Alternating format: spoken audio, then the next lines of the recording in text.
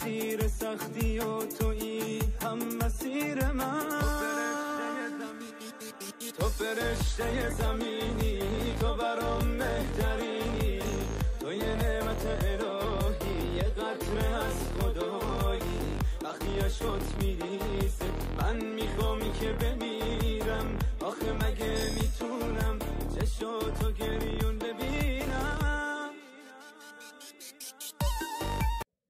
سلام دوستان عزیز، زنهای مهربان، روزی همتون بخیر و شادی باشد. امروز ما یک نمود پیروگ با تورگ تیار میکنم.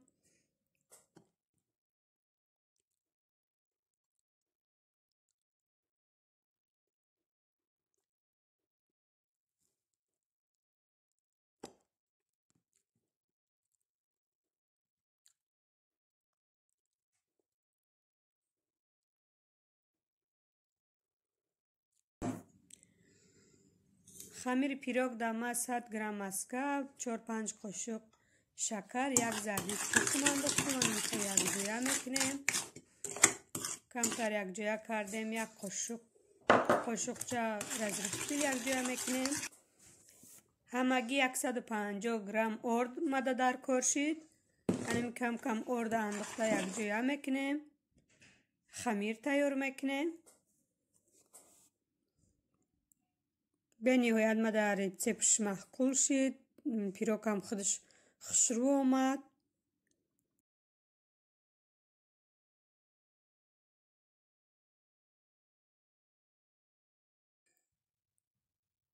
ارده باید کم کم اندازیم تا که خمیر ما سختی بد نشوه یا ملایمی بد نشوه.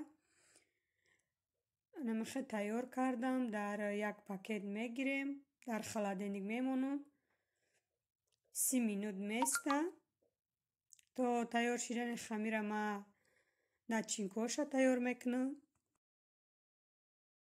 اینجا در کاسه 400 گرم تورگ شکر انداختم. یک سفیدی تخمه که زردش ما در خمیر انداخته بودیم همون رو انداختم. 3 تا دیگه تخم نمیخواه مخته میکنیم با بلندر. 10 گرم دیگه وللین سخر انداختم.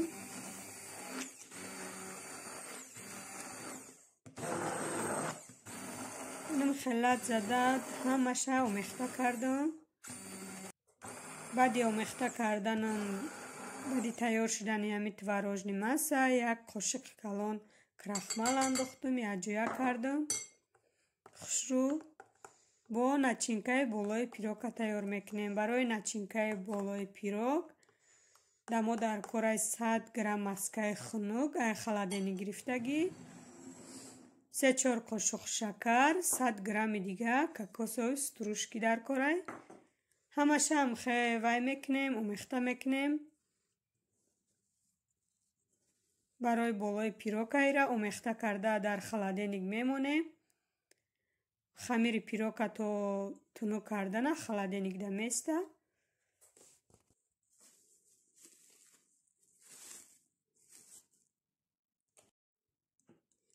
خمیر پیروگ ما هم تیار شد. 30 مینوت دم گرفت. الان میخواد تنو کردم. شما میتونین در جای زمروسکا یگان عمود وارینی کنین. من ای پیروگ یکم بار کردستم. الان میخواد زمروسکا اسمارودی نه یک دیگه میخواد داشتم. راستی کم ترک تروشک می اومده. بایی همی موباین اشتکی هسته کم تر تروش می اومده.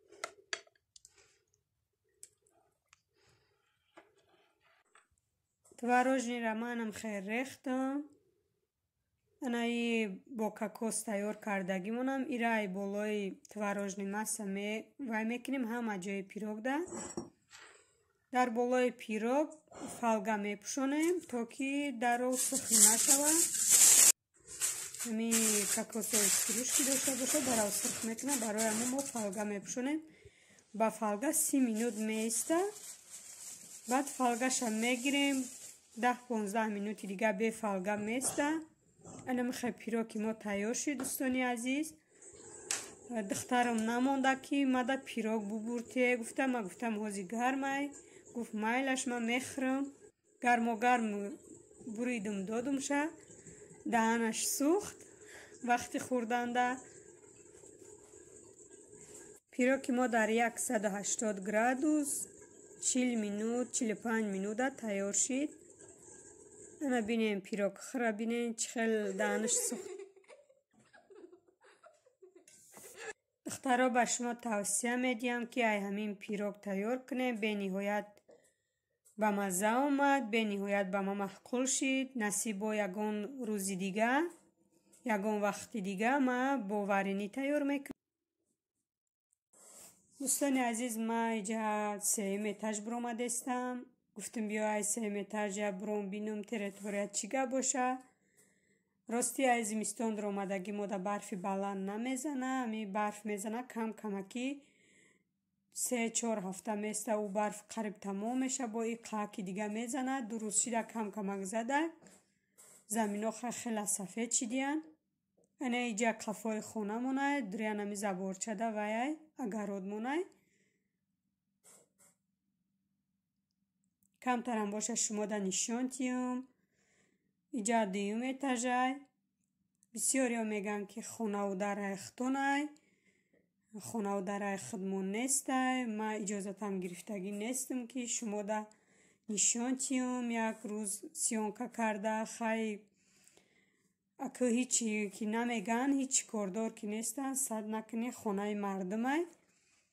хай мешава ягон вақт ки шумода нишон метиюм. иҷа пеши хонаҳай чӣ хеле мебинед анами дуруни заборчаҳода аспо мегардан.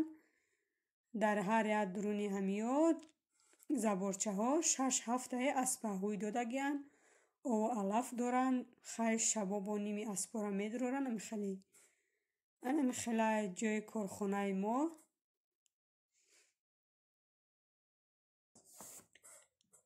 анами хай духтаро, ана ма фуромадаестам. гуфтам равам барои абета ягон чӣ тайёр кунам.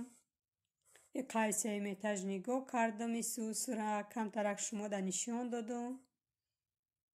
иҷа дуюм этажай. ҳамин якум этажда полни бугум мо зиндагӣ мекунем. кухниву ҳамаи чи ами дар дурунай. якум этажда, дуюм этажда полни комнатаҳай. сеюм этаж бугум ҳичи надора. комнатаву чӣ надора. махе калидори калонай.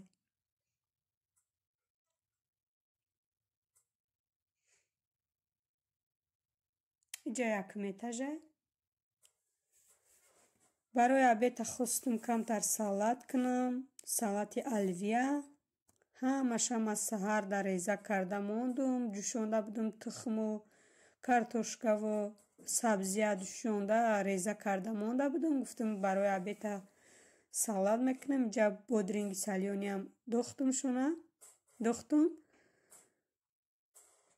як банка гарох андохтум. камтар намак.